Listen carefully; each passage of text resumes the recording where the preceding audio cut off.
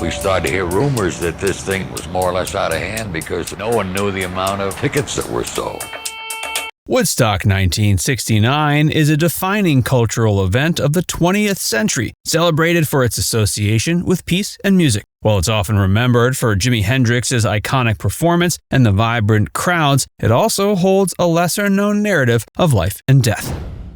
A makeshift medical operation. More than 200,000 followers of pop music have jammed the Catskills mountain hamlet of Bethel for a rock music festival. Cars are being abandoned on highways leading to the resort area. Festival producers have called for all vehicles heading to that festival to turn back home. When Woodstock was first planned, organizers expected around 50,000 attendees. That projection was blown to pieces as over 400,000 people swarmed into the rural town of Bethel, New York. With the influx of bodies came a flood of logistical nightmares. Not enough food, insufficient sanitation, and almost no preparation for medical emergencies. Dr. William Abruzzi, a Bronx emergency physician hired to oversee the medical situation, quickly realized he was in over his head. Within hours, the scope of his task had multiplied exponentially. With only a skeleton crew at first, he began coordinating reinforcements, calling in doctors and nurses from nearby towns, and even accepting help from medically trained festival goers. Abruzzi's team faced a range of emergencies, from the routine to the extraordinary. Most injuries were minor, particularly foot lacerations caused by sharp objects hidden in the mud. According to his report, more than 800 people were treated for cut feet, though other sources, like the Journal of Emergency Medical Services, placed the number closer to 938. People took to the fields barefoot, discarding soaked and heavy shoes in favor of comfort, even if it came at a cost. Medical tents became overwhelmed as lines of hobbling concert goers sought attention for everything from scrapes to more serious ailments. Then there were overdoses. The 1960s drug culture was in full bloom at Woodstock, and the use of psychedelics, amphetamines, and barbiturates was rampant. Abruzzi recorded 742 overdoses during the festival, 28 of which required medication. To manage this, the Hog Farm commune from New Mexico set up a bad trip tent to help stabilize those overwhelmed by their experiences. Instead of relying solely on pharmaceuticals, Hog Farm members used talk therapy, hydration, and calming techniques. Their unconventional but compassionate approach turned out to be surprisingly effective, and many festival goers recovered without needing hospitalization. Still, the festival's minimal infrastructure was stretched thin. Local hospitals were placed on standby, and helicopters were used to airlift the most serious cases. According to Myron Gittell, who studied the event for his book Woodstock 69, 3 Days of Peace, Music, and Medical Care, medical staff treated at least 3,000 people over the course of the weekend. Despite the incredible strain, one of the most remarkable aspects of the Woodstock medical response was what didn't happen. There were no documented cases of interpersonal violence and no major outbreaks of illness, even under such unsanitary conditions. Dr. Abruzzi later reflected on the festival not with frustration but with awe. In his official report, he marveled at the absence of aggression and the communal spirit that seemed to keep more dire consequences at bay. A life lost in the mud. We're sorry for the technical necessities such as the crate. You people that have placed tents in the viewing area, please do take them down so that those behind can view as well.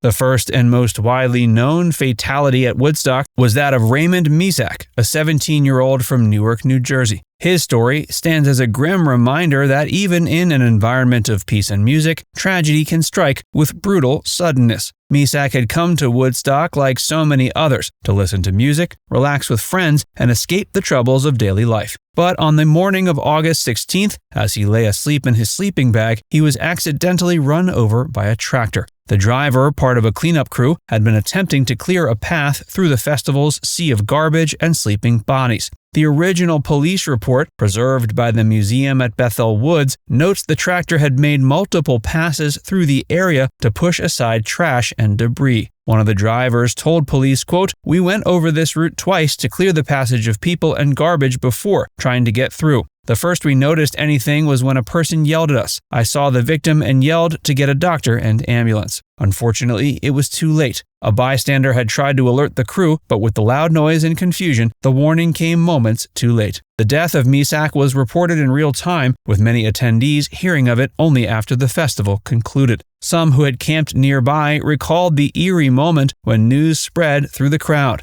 It was a sobering contrast to the otherwise joyful chaos of the event. To the public, the tragedy was a rare stain on an otherwise uplifting cultural milestone. But for Mizzak's family and friends, it was an unspeakable loss. His death underscored how dangerous the overcrowded, unsupervised environment could be. Despite this, Mizak's passing was not frequently highlighted in mainstream coverage. News reports at the time mentioned it briefly, and later retrospectives often glossed over it in favor of the more upbeat, harmonious aspects of Woodstock. But those who worked in medical response remembered it vividly. It was one of the few cases that broke through the collective atmosphere of euphoria and forced organizers to confront the limits of their improvisation.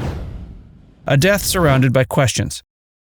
The second death was far less clear-cut. Richard Byler, an 18-year-old Marine on leave before a scheduled deployment to Vietnam, died under uncertain circumstances during the festival. Initial reports, and many subsequent articles, attributed his death to a drug overdose, a common and perhaps convenient conclusion during an era when narcotics were rampant. But later accounts, particularly those shared by Myron Gittell, suggest the truth may be more complex. Byler had reportedly suffered a medical episode that resulted in him being given Thorazine, a powerful antipsychotic used at the time to counteract bad LSD trips. Thorazine itself, while effective in calming patients, carries serious risks when used improperly or in excessive doses. Gittell's book suggests Byler might have died from a combination of hyperthermia and myocarditis, inflammation of the heart muscle, possibly induced or exacerbated by the Thorazine treatment he received. Unlike Mizzak's tragic accident, Byler's death did not receive extensive attention in the press, possibly due to the murky nature of the cause or the military connection. The mystery of the Woodstock babies.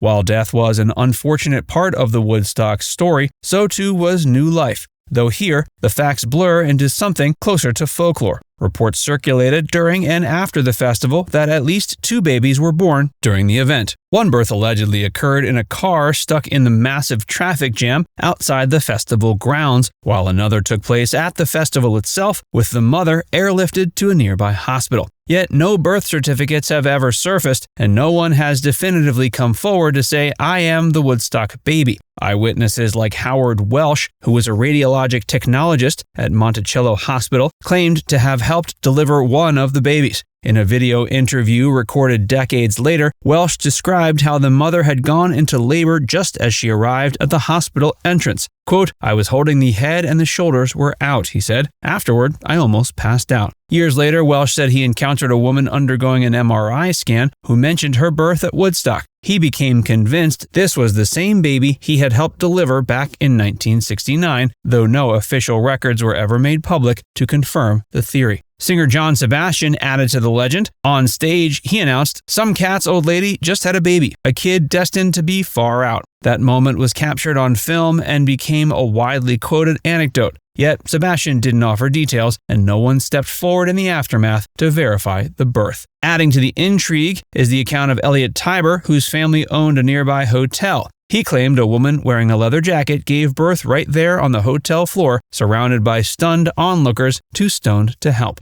Now it's time to hear from you. What do you think really happened with the mysterious Woodstock babies? Let us know in the comments section below.